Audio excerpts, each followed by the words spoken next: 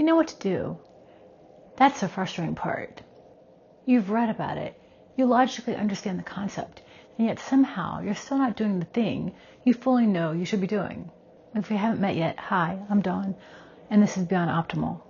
What's interesting is that most of the time you're not even fully lying to yourself about it. You know you're off track. You know you're avoiding something, or slipping, or being inconsistent, but at the exact same time, part of your brain still feels like you're basically doing okay. I think that disconnect explains a lot more human behavior than people realize. Because I don't actually think most people have a knowledge problem. I think most people have a seeing problem. A few years ago, I was tracking my food really carefully, or at least I thought I was.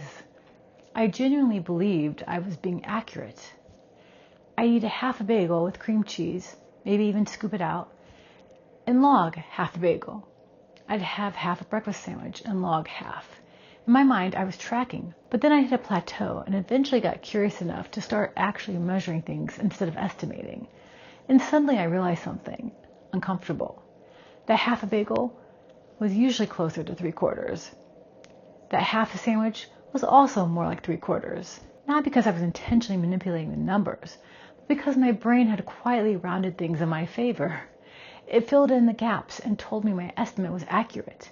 It protected me from the discomfort of realizing I wasn't being as precise as I thought. And once I noticed it, I started seeing that same pattern elsewhere. You intend to work on your main project, but you spend the whole afternoon answering emails and handling low-level tasks. And later your brain files the day under productive. You want to be more present with your family, but you spend dinner half scrolling your phone. And somehow your brain still categorizes that as quality time because you were technically there. You tell yourself you're hitting your protein target, or training consistently, or prioritizing sleep, but when you really look closely, the reality is fuzzier than the story you've been telling yourself. And I don't think that's because people are stupid or lazy. I think the human brain is constantly trying to reduce friction between who we believe we are and what we're actually doing. So it smooths the edges. It upgrades our effort in hindsight. It quietly turns intention into reality. And honestly, sometimes that's harmless. Sometimes close enough really is close enough. But other times the gap actually matters. Sometimes you care deeply about the outcome. You want to hit your protein targets because you're dealing with hair loss. Or you want to get serious. You want to actually show up for your kids at dinner. And in those moments, the gap between the story and the reality becomes a real problem. Because you can't fix what you're not willing to see clearly. This is where a lot of people stay stuck for years. Not because they don't know what to do, but because their internal narrative keeps protecting them from fully seeing what's actually happening. The shift usually doesn't happen through shame or forced discipline. Most of the time it starts with curiosity. What's actually true here? Let me measure this instead of assume. Let me pay attention instead of relying on the story in my head. Let me look at the pattern without immediately defending myself from it. Sometimes what you find is simple measurement error. You really weren't eating what you thought. Sometimes it's a conscious choice.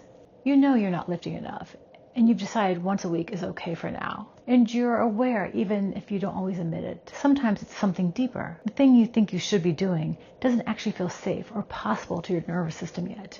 And that's worth understanding too. But in all those cases, the first step is the same. You have to be willing to see the gap. Because once you see it clearly, you can't fully unsee it anymore. And that's what people mistake for discipline. It's not that motivated people magically force themselves to change. Instead, eventually they see the pattern clearly enough that continuing it becomes harder to justify. That's when behavior actually shifts. Not because they learned something new, because they finally saw something honestly. If you recognize that gap between knowing and doing, the pattern analyzer is linked below. Whatever pattern you want to understand, that's where you can start looking at it clearly instead of just fighting with yourself about it. And I'll see you in the next one.